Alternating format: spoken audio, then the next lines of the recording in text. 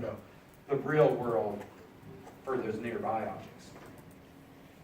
And of course, most of you have probably tried 360 film. So this is a great example. I think Derek had mentioned this in his talk earlier that I was going to show something. And so this is an example of 360 film.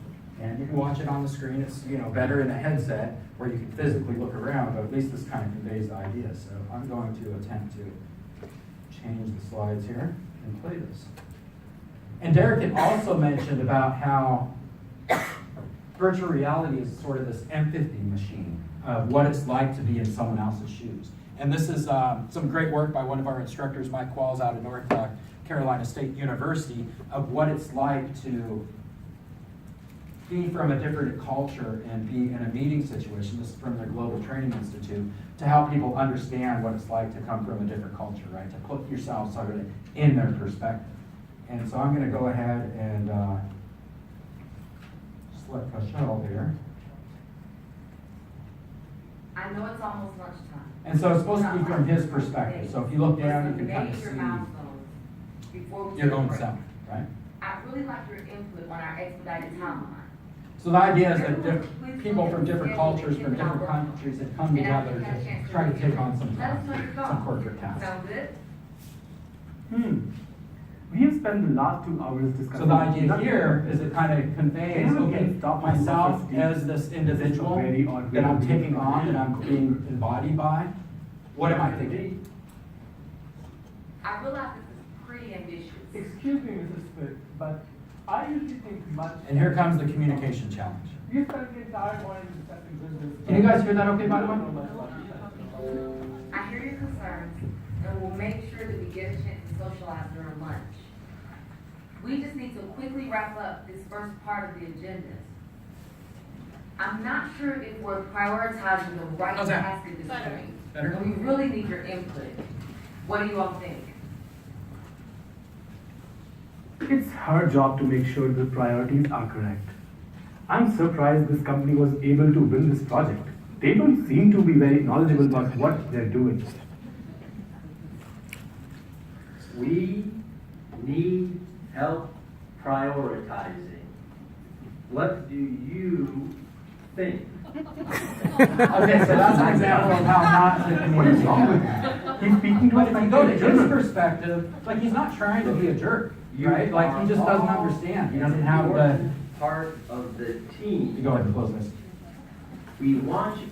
But you can realize now, if he does that experience, by the way, he's a really nice guy, by the way. He's a really nice guy. But if he takes on that perspective from a different point of view, he can see how he was being a jerk, right? And then the next time they have that meeting, he's probably not going to, behave in that way, right? And they might also understand, oh, okay, maybe we do need to get to know each other instead of just jumping right into things, depending on, the different personalities that we're talking. So I thought that was a really good example of kind of putting yourself in a different person's perspective. Other ways are what Derek was calling, as some people call, a magic window, right? Not necessarily a head-mounted display, but you hold up your phone as if this window is looking into this alternate reality. And so you can also put these phones, of course, into the headsets, like many of you guys have probably experienced. But this is more of a magic window here, an augmented reality magic window that you're looking in, you're seeing the video feed through, but then you can overlay things like bugs on people's foreheads.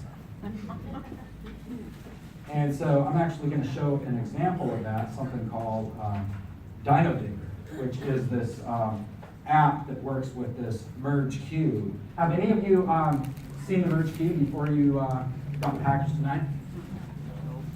A few people? So a few people have probably tried it. This is a very different form, right? But a very simple form. Simplicity is good when it comes to these things. So the idea is that there's basically just these QR codes on the sides of this cube. You point your camera at it, and your phone will recognize those patterns, and then you can overlay computer-generated images on top of that. And in that way, you can physically hold it in your hand, so it kind of gives you that sense of touch. And so this is an example. We were very fortunate to be able to work with Jack Horner, a famous paleontologist. He's got like dinosaurs named after him, as well as he's named his own dinosaurs. Or the Jurassic Park movies were kind of based on some of his ideas. And so it was just a blast working with him. again, right? Like everything I know about dinosaurs, I had to throw out the window, right?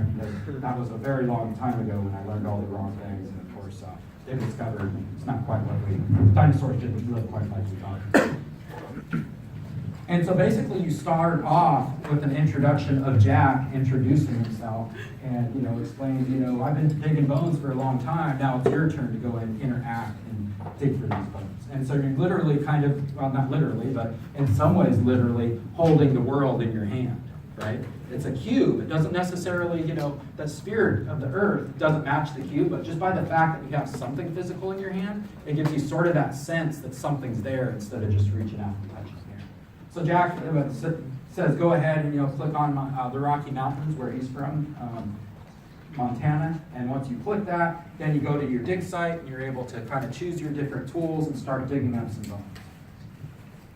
And then of course, you want to put those bones in the museum. And then you can kind of look at your collection of dinosaur bones and animate them, bring them to life, right? So depending what bones you found, you can kind of hold that in your hand, and then once you found all the bones, they come to life and growl at you, and they'll animate and walk along with more colorful skin. I'm sorry, you're talking about with a 360 camera. Nope, just your phone. Really? Now, what you can do, you can turn it into 360. So it's a magic window. We'll show you here in a second. But you kind of look around like this as if this was a camera looking in the world.